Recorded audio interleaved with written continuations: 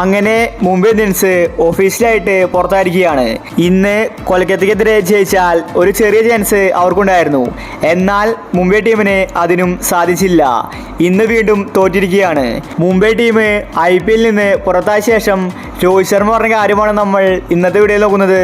ഇതുപോലത്തെ IPL ന്യൂസിന് വേണ്ടി ഈ ചാനൽ മറക്കാതെ സബ്സ്ക്രൈബ് ചെയ്യൂ. കൊൽക്കത്ത ടീമിനെതിരെ ജയിക്കാൻ സാധിച്ചില്ല. കുറച്ച് റൺസ് മാത്രമേ KKR ഉണ്ടായിരുന്നുള്ളൂ. എന്നിട്ടും മുംബൈ ടീം തോറ്റിരിക്കുകയാണ്. മുംബൈ ടീം ഇപ്പോൾ ശരിക്കും തകർന്നിരിക്കുകയാണ്. ഇപ്പോഴിതാ ഇന്ന് കളി തോറ്റ ശേഷം രോഹിത് ശർമ്മ പറഞ്ഞത് ഇങ്ങനെയായിരുന്നു: എനിക്ക് ഒരുപാട് വിഷമമുണ്ട്. ഞങ്ങളിപ്പോൾ അവസാനമാണ്. ഞങ്ങൾക്കിനി പ്ലേ ഓഫിലെത്താൻ സാധിക്കില്ല. ഒരുപാട് മിസ്റ്റേക്കുകൾ ഈ പ്രാവശ്യം വന്നിട്ടുണ്ട്. പ്രധാനമായും പാണ്ഡ്യയുടെ ക്യാപ്റ്റൻസിയാണ് പണിയായത്.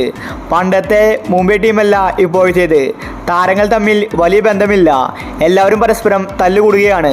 പാണ്ഡ്യ വന്നപ്പോൾ എല്ലാം തകിടം മറിഞ്ഞു. എനിക്കതിൽ ഒരുപാട് വിഷമമുണ്ട്. ഞാൻ ക്യാപ്റ്റനായിരിക്കെ നല്ല രീതിയിലാണ് മുംബൈ ടീമിനെ മുന്നോട്ട് നയിച്ചത്. ഇതുപോലത്തെ മുംബൈ ടീമിൽ കളിക്കാൻ എനിക്ക് സാധിക്കില്ല. എനിക്കിപ്പോൾ നിരാശയാണുള്ളത്. മുംബൈ ടീം വിട്ട് മറ്റൊരു ടീമിലേക്ക് പോകാൻ വരെ എനിക്ക് തോന്നിയിട്ടുണ്ട്. അതുപോലത്തെ പ്രകടനമാണ് ഞങ്ങളിപ്പോൾ കാഴ്ചവെക്കുന്നത്. പാണ്ഡ്യയുടെ ക്യാപ്റ്റൻസിയാണ് എനിക്ക് ഇഷ്ടപ്പെടാത്തത്.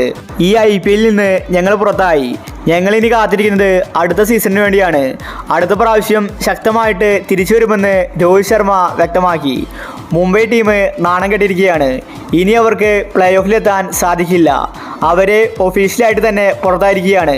ഇനി അവർക്ക് എല്ലാ മാച്ച് ജയിച്ചാലും 12 പോയിന്റ് മാത്രമേ നേടാൻ സാധിക്കൂ. അതുകൊണ്ട് ഇപ്പോൾ രോഹിത് ശർമ്മ സങ്കടപ്പെട്ടിരിക്കുകയാണ്.